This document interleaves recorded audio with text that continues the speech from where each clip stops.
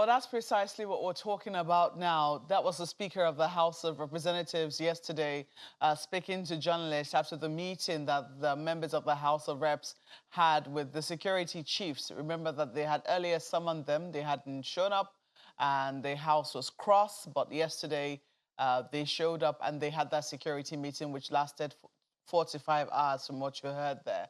But while they were having a discussion, it would seem that another attack was happening in Kaduna. We understand that Beningwari, a base, a military base in Beningwari, came under attack. And it's still unclear as to how many soldiers lost their lives in that incident. What we understand now is that about at least over 10 deaths, deaths of soldiers were reported from that attack. We're not certain how many yet. I guess there'll be an official briefing much later today. But Kaduna has now seen or has become a hotbed of sorts, especially since this drone attack. We have with us this morning Mr. Kabir Adamu, who is a security consultant and also the founder and managing director of Beacon Consulting Limited. You're welcome to Sunrise Elite this morning. Thank you, Mopi. Good morning. Good morning. I was just about to ask, because I know that you've already spoken on this, train attack. I was just going to ask, when we invited you, I'm sure you must have wondered, what haven't I said? I mean, on the issues of security, especially around Kaduna now. From what you can see, from your own assessment, what theory would you think that this latest attack is confirming for you? So in simple terms, if we put this instrument that we used in mathematics in primary and secondary school, that you put and you draw a perimeter or a radius around a location. A protractor? A protractor. Yeah. If you put that on a paper, let's say in Kaduna Metro, and you now draw a cycle around Kaduna, everything that has been happening over the last few weeks, months, will fall into that radius. And so that tells us in simple terms that we're dealing with a threat element that has the versatility and the capacity to move around.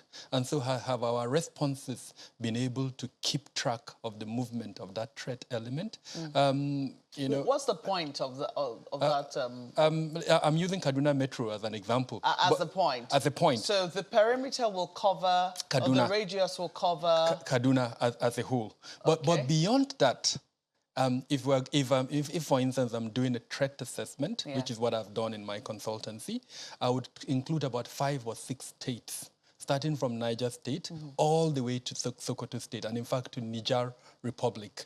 We're dealing with one threat element that takes advantage of a forest that traverses the 6 states. That's only one half of a circle. I was thinking that the proper circle, if you were to use Kaduna as a radius, would also include perhaps the FCT as well, especially since Niger is involved.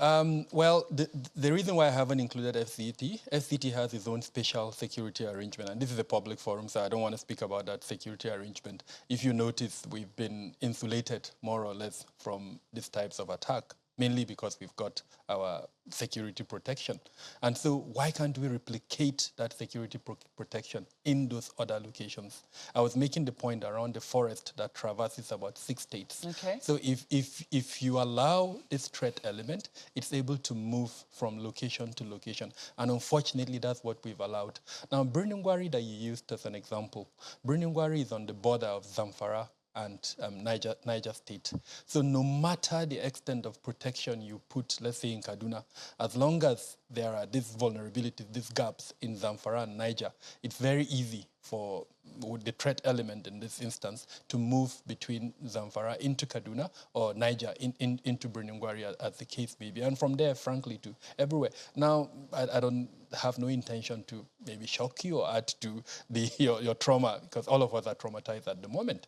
Just yesterday, beyond Beningwari, there was another attack along the Abuja-Kaduna highway, close to the now deconstructed toll gate.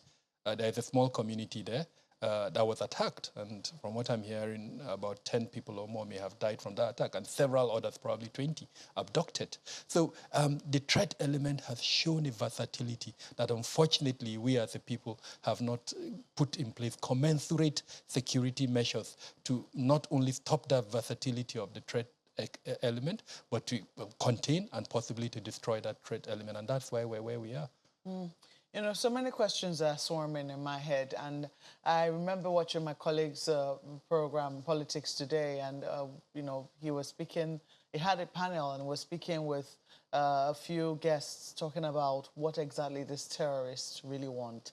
Because they're now questions. I'm wondering in my head, are we dealing with a group of ragtag terrorists, or are we now dealing with something that is very organized? There have been talks about how ISWAP has infiltrated what used to be opportunists, the band of opportunists, and it looks like we're now beginning to see threats that are escalating in nature. But then there are still questions as to whether it's different cells that are now operating differently and independently, or whether this is just one group of people, maybe the same group which attacked the train are now harassing villages, or were also the ones that ran over the operating base in Birnin Gwari. What do we know about these groups? Do we have sufficient intel on them? I think we do. And I say this with all sense of responsibility, at least in the private space where I operate. I know that enough research has been conducted to tell us that we're dealing with disparate groups that, to an extent, are interconnected. There is a cultural element to their operation, and that's what worries me, the issue around prestige. If one of them carries out an attack that receives the kind of publicity like what the Abuja-Kaduna bound train received, the possibility of another one wanting to do another attack, either of the same profile or of a higher profile, to boost that prestige is also high. Because you are dealing with a group of bandits who see themselves as, you know, leaders in their various sort of arrangements or cells, if for lack of a better word. And once one does such an attack and his prestige is increased, then the other one would want to do the same thing. We saw that when they were targeting schools. It started with one school and then they started targeting the same school. So that possibility also remains. Now, you made reference to their partnership with the terrorist groups. That's a fact. It's been well documented. There are different publications, research. I do release a report every month. Now, I have been consistently saying this from September till date in all my reports, that these groups have been dislodged from their main cells. And what we will see is one-off attacks. In fact, at the point, I use the word bestial because I know the ferocity of the attacks that they would carry out. They are angry. They are moving from point A to point B. And so any community they meet, they are going to express that anger. And unfortunately, that is what we're seeing. So with a high sense of responsibility, the intel is out there. Now, are we using that intel? Unfortunately, I do not have access to public security organizations' intel, but I know in the private space, we do have enough intel. We make that available to all the government. In fact, in my case, it's free. I publish it and I put it out there. I've been to several releases. As an example, CDD, that I'm trying to remember her name now. Idayat Heads. Not too long ago, together with Daily Trust and MacArthur Foundation, they released amazing reports. In fact, the level of research they did was quite outstanding. They interviewed two of the major bandit leaders, and a lot of the questions came up that, well, if journalists could go and interview them, what's stopping the public security organizations from arresting them? So there is enough intel, at least within the public space. And I can tell you as far back as 2019, I know that even within the public space, they've been able to identify at least the basis of all the bandits. And at that time, I know there was an attempt, an operation to go, from base one to the other to make sure that they either arrest or where they resist arrest to kill them. So intel is not the issue here. I'm almost confident of that.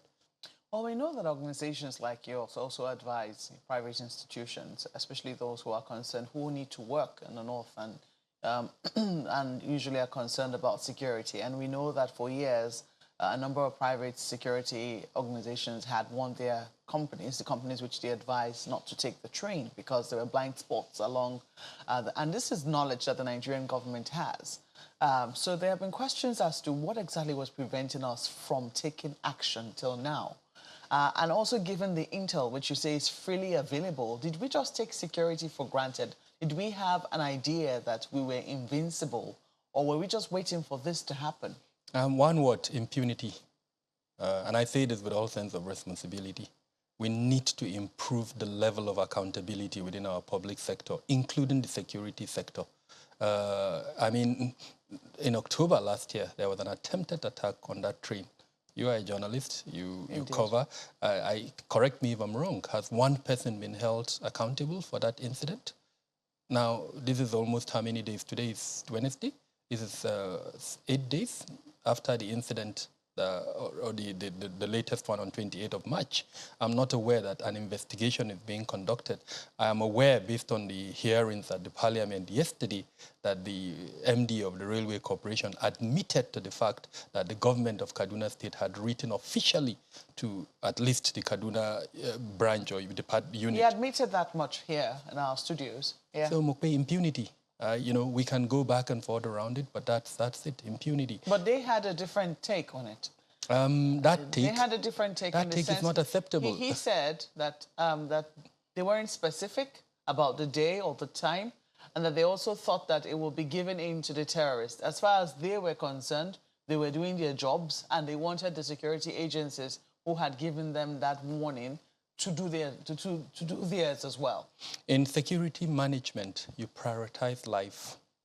I have reason to question the capacity and capability of the department responsible for security within the Ministry of Transportation and the Railway Corporation.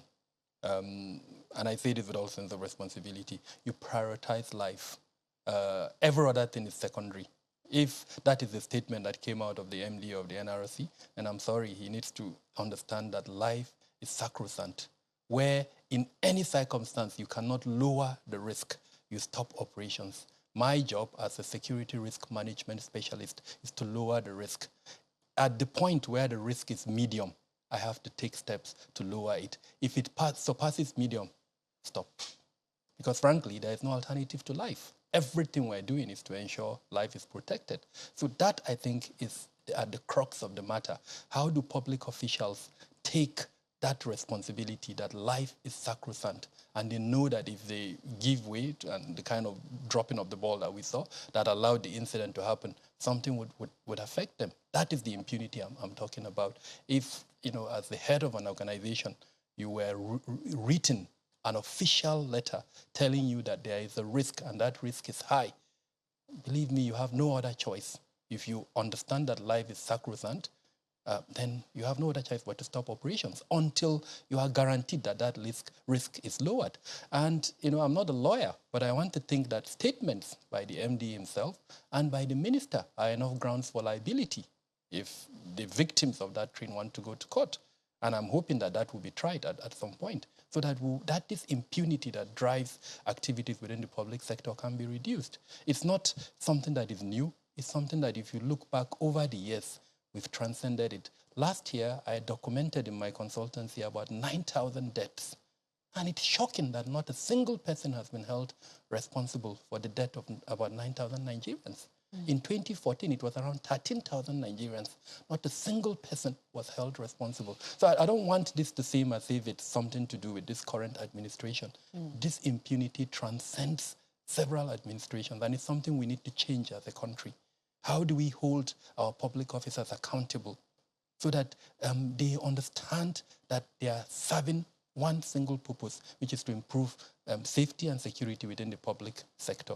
And, like I said, it cuts across a lot of the sectors, but insecurity is even more important. And the reasons for this is because of the history of our military era, where you couldn't question a lot of things. Unfortunately, even into this democratic system, this is the Fourth Republic, we have imbibed that and incorporated it as a culture.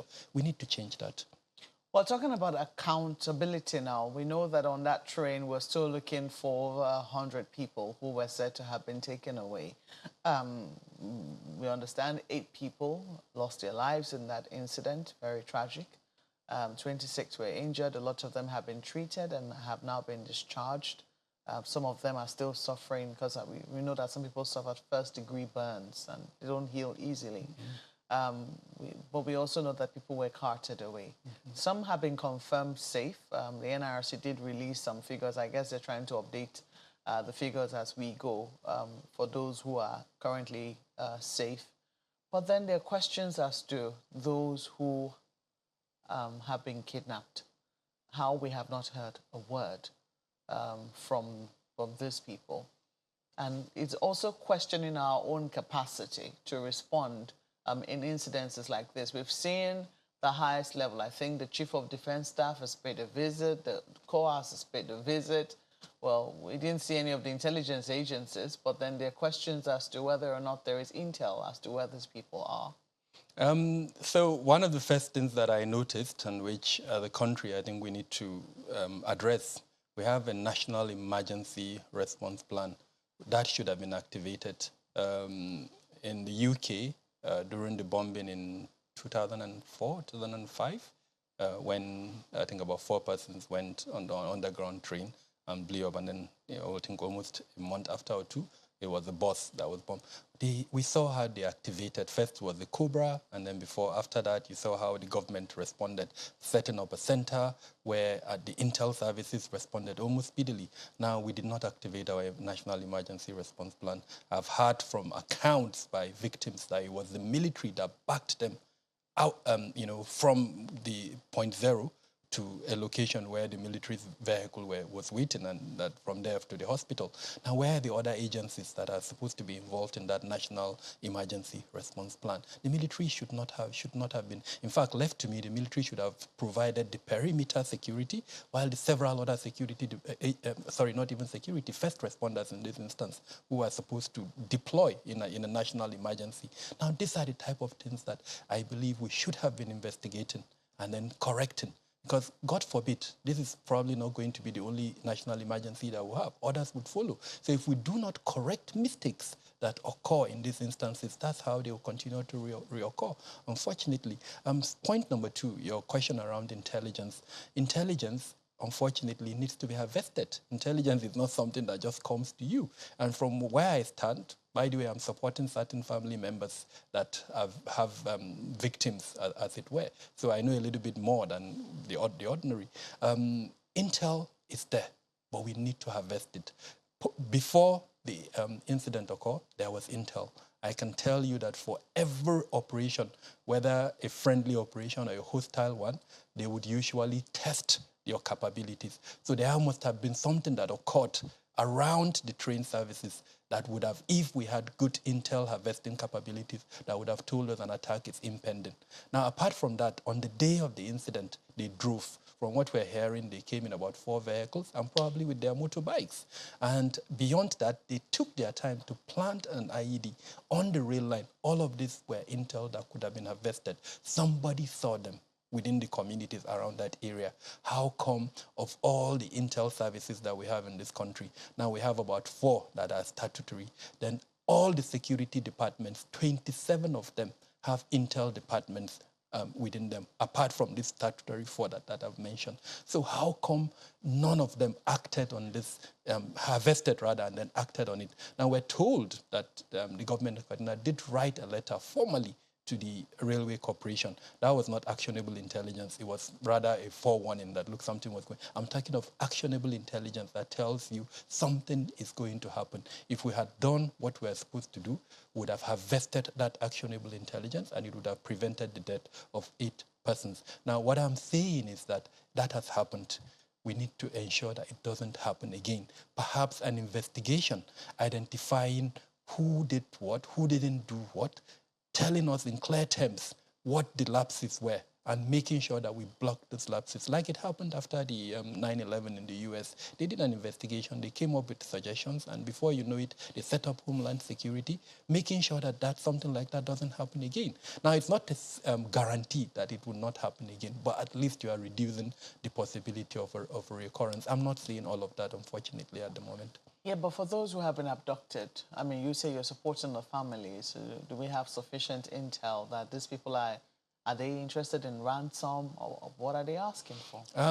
Again, I have to be very careful not to endanger the lives of the victims, but there are 2 things that are important to us here. The governor of Kaduna State did come out to say he believes that these are terrorists, and so they are not going to make a financial demand. I would leave it at that. Number two, I also think we need to be extremely careful. I think channels, you are doing an amazing job, but there are certain other media houses that have gone ahead to even, display the names and faces of some of the victims that are missing. Now they're endangering their lives, because currently what these groups are probably doing is profiling their victims. And if you do that, you're supporting them to profile their victims. If, God forbid, let me use one that everybody knows, an MD of a particular bank. The moment they see an MD of a particular bank, if they are before what they were hoping to get as ransom was a petty amount, with that, what some media houses have done is actually to allow them to increase whatever it is. So we need to be very mindful of that, as both as the media and then, some of us who do speak on public fora about that. First off, they are allowing the victims to call their family members. I think it's important to mention that. Number two, from what we're told and from the interaction, they are not harming them in any way. So it's a waiting game.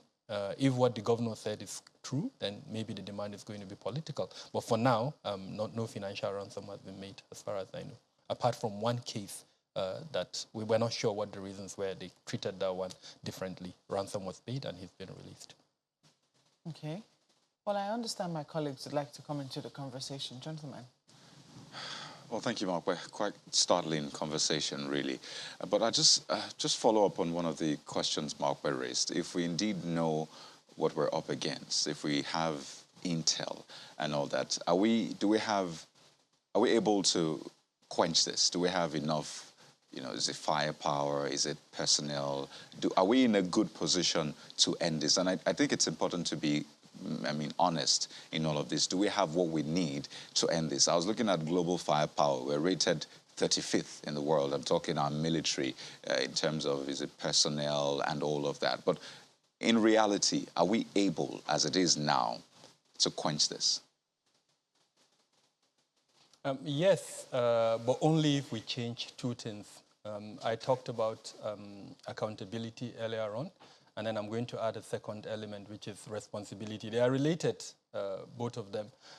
If we've got these 27 ministries, departments, and agencies, and there is a clear directive telling them, and this directive is coming from the presidency, telling them to go after these bad guys, and there is a time frame from that.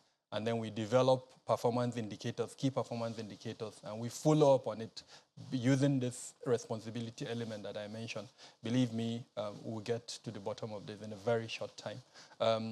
Yes, I'm not going to rely, or rather base my conclusion on the military. The military, even at a very generous level, are only 4 out of these 27 that I've mentioned. Our national power goes beyond the military. Our security sector goes beyond the military. Part of the mistake that we're doing is putting all of this burden on the military. They're doing an amazing job. In my earlier remarks, I expressed how they were the only ones, and perhaps with the police, that responded after the incident, when in reality, our national emergency protocols requires, if I'm right, about 12 other agencies to be involved. So how come those other agencies were not involved? If we're going to come to the end of this, we need to see responsibility by all the 27, especially the intelligence department. By now, if the intelligence department are working, and they can, believe me, if we give them a clear tasking order, asking them to go and produce the names, profiles, and pictures, membership, funding capabilities, their weapon repository, and give them a time frame, they would produce this. Now, part of the reason why we're seeing that is because there is no, accountability, as it were. So the two, lack of accountability and then responsibility, are things that we need to change if we're going to end this. I know that we as a country, almost all our partners across the world praise us for our ability to enhance issues around, especially human intelligence. And this is the time to use human intelligence. I want a situation, if we do what I've just suggested, a clear tasking order, that when the leadership or the membership of these groups, sneeze or even wake up from sleep, we have the capacity to know that they are sneezing and they are waking up from sleep. And believe me, we can do it. Well, you talked about the human intelligence, and that's the part that I'm interested in. The communities, there are those who reference a critical role for the communities. They see something, say something thing. How significant do you see that? Especially when we also hear that some of these communities are not, they're not very confident that if they said something indeed, when they see something, they are protected. How do we balance those? Human intelligence against protecting the people. It's absolutely important. A couple of years ago, not the immediate past Inspector General of Police, the one before him, I remember when he visited the Abuja-Kaduna highways and had to change almost the entirety of police personnel that were stationed along the road. For this same point, he was of the opinion that a lot of them had been compromised. And so we need to change that. If we're going to harvest intelligence, especially from communities, then they need to be sure that we're protecting them.